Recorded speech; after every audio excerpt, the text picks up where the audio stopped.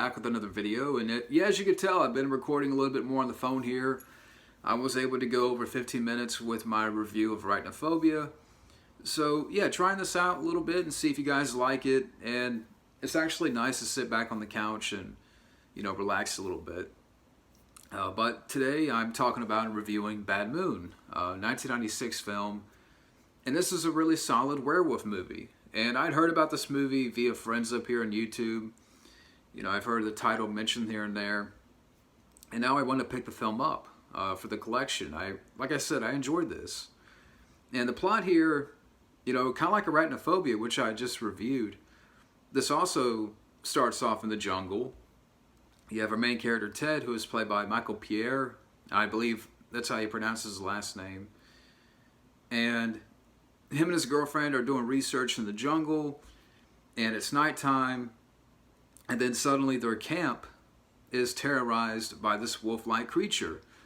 And this wolf-like creature is killing people and just tearing people apart, and then it gets to the main character's girlfriend, and the girlfriend is just ripped to pieces. It's a very gruesome death. And then Ted is attacked in the process. And then that's when you cut to the countryside. You have our actress in the film. She's played by Mariel Hemingway. And she is the sister of Ted. And she finds out that Ted is back in town. And he's kind of staying in this little, I don't know what you call it, like a camper, or I think there's a name for it, but I forgot. But, he's sort of camping out in the middle of nowhere by the creek. So she's like, hey, come on over here. You can stay over here. Bring your camper and all that. And her son in the film is played by Mason Gamble. Yeah, Dennis the Menace. I'm like, hey, there's Dennis. And really what's interesting about this film, and, being a first time watch and all, what got my attention, and again, which is interesting, that the family's dog, Thor, you can say he's pretty much the main character, watching this film, because there's no father figure. But, getting back to the plot, which I was talking about, what we come to find out about Ted is that at nighttime, when the full moon hits, he turns into a werewolf. And even from the beginning, the dog Thor knows that, okay, something's off with this guy. The dog is, wise to, this guy that, something's not right here. That, the dog is smart. The dog knows that this guy is not who he say he's not who we say he is, and there's something's off about this guy. And like I said, when the full moon hits, Ted turns into a werewolf. And as the film goes along, the sister is starting to question her brother, because the police, you have like one or two people that get killed, and the police are trying to find the killer. Like, you have this one scene where this surveyor gets killed in the woods, so the police are looking for a suspect, and the sister starts to question Ted. And that's where, things start to take a turn, with Ted being a werewolf and so forth. And that's kind of the plot here. And yeah, like I said, I enjoy this movie. Now, when I look at werewolf movies, have I seen every single one of them? No. Like, I still haven't seen An American Werewolf in London, and I do have the Blu-ray. I still haven't seen The Howling, but I do have that on Blu-ray too, as well. I love Silver Bullet, Stephen King's Silver Bullet. That's a great movie with Corey Haim and Gary Busey. But my favorite has to be Dog Soldiers. I love Dog Soldiers. That's a great werewolf movie. And like I said, I enjoyed, because, again, what's interesting is that really you can say the main character is the dog. And I haven't read the novel. I know this is based on the novel by Wayne Smith. That in the novel, it's kind of the POV of the dog. It's through the point of view of the dog, which you can say they do here. And the dog, I thought, was well trained. You know, being that you're working with a real dog here, and just to, what they were able to do with the dog, and like even in the beginning of the film, you have this one character that comes up to the house, and he's trying to pull this trick on the main actress. That he gets bit by the dog, and he tries to sue her, but she's a lawyer. So you got kind of this like swindler type of character in the beginning, and even the dog's like, okay, I don't like you. I'm getting ready to bite your ass. So again, the dog is really the main focus in the film, and finding out about what you find out about Ted, that he turns into a werewolf, and even like there's moments in the film where like Ted's like, okay, I'm gonna go out for a run at night. So he'll go to the woods and like handcuff himself to a tree so he wouldn't, unleash on people, or, trying to keep himself contained. So you got a couple of moments like that. But, getting into the cast here, Mariel Hemingway as the actress in the film, the sister, I thought she was decent. I know that like after the film, the director didn't like her performance much. And I understand, she's not like, she's no big actress, but she wasn't bad. I thought she was decent in the film. Michael Pierre as the character Ted. I actually liked Michael Pierre, and I haven't seen too many of his stuff, but from what he showed in the film, acting-wise, I thought he brought a great balance of, it's kind of like a light switch. Like, there's moments where he's intense, and there's moments where he can convey sympathy. Like, I thought he did a great job of, bringing that kind of acting to the role, where, one moment, he's intense, where when things start to, like, when he turns into a werewolf at night, you can buy the intensity. And then there's moments where he tries to make you feel bad for the character, that he kind of brings it back down. And I thought Michael Pierre did a great job with the acting on that front. So like I said, I haven't seen too many stuff with Michael Pierre, but I thought, he did a great job here playing the character Ted.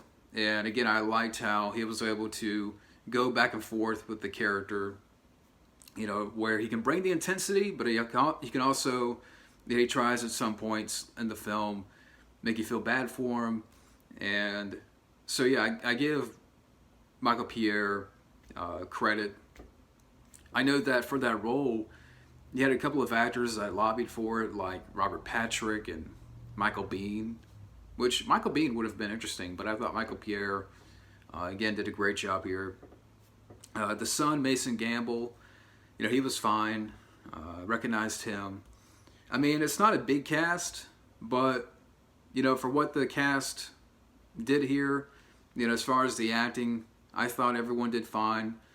And again, I don't know why the director kind of went off on the actress after the film was made. I get she's not, a big time actress, but again, I thought she was fine in the film. So I don't know what he was thinking there. But again, good cast.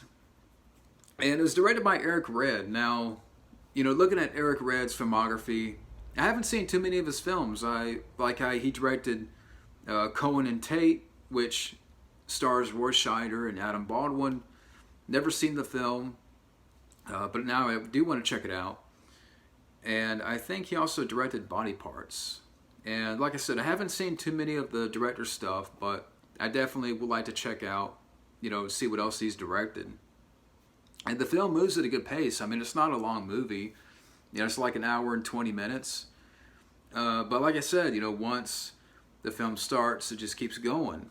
And The acting keeps you invested, and yeah, so I mean, I can't really complain about the pacing. I thought, for an hour and 20-minute movie, it really moved at a good pace.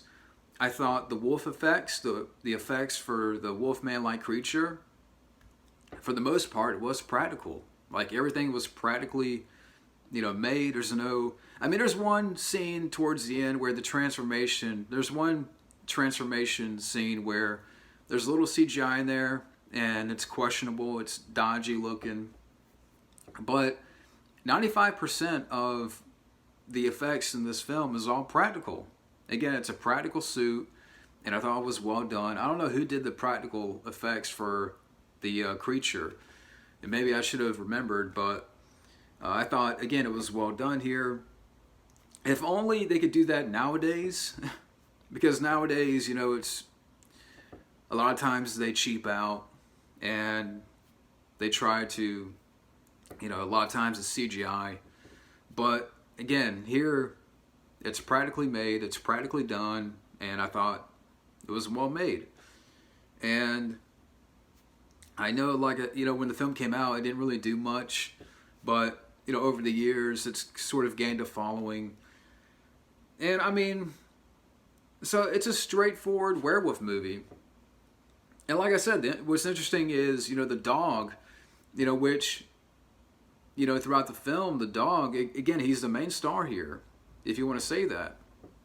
Because it's kind of through the dog's eyes that, that he sees the character Ted, and then, again, he knows that something's up with this guy, that, he's not who he says he is. And again, I enjoyed that. I thought it was different. Not a lot of werewolf movies, do that type of thing where, again, it's through the eyes of the family dog. So I really enjoyed that aspect of the movie, because you don't really see that a lot. And like I said, even though I haven't read the novel, but I thought that aspect was well done. And even at times, you feel bad for the dog, because it kind of got to a point where, the dog bites Ted, and the mom thinks that, the dog is, getting wild, so, there's a scene where they take away the dog, and it's kind of a sad scene, but, later on, he breaks out, and then that's where you get the finale in the woods. And again, the wolf creature, I thought, was done well. So, at the end of the day, Bad Moon, definitely would like to pick up for the collection. I thought it was a really solid werewolf movie. Moved at a good pace. The acting is good. The wolf-like creature, again, it was all practical. It doesn't have a big body count. Looking back on the film, you have one scene, like this one surveyor that gets killed, and then you have the swindler character that gets killed, and that's, gruesome. The kills that you do see in the film, I thought there's some good, good blood effects, and it's gruesome, gruesome to look at. It's not some big body count, but for what they were able to do in the film, and again, it does have blood in the film. When the wolf-like creature, rips somebody apart, they really go for it. So, yeah, even the couple of kills that you do see in the film, I thought were well done. But yeah, it's definitely a film that you should check out if you haven't seen. Definitely give Bad Moon, a watch. Like I said, I definitely want to pick up the film now for the collection. But anyways, that's my review of Bad Moon. Again, really solid werewolf movie, and definitely check it out.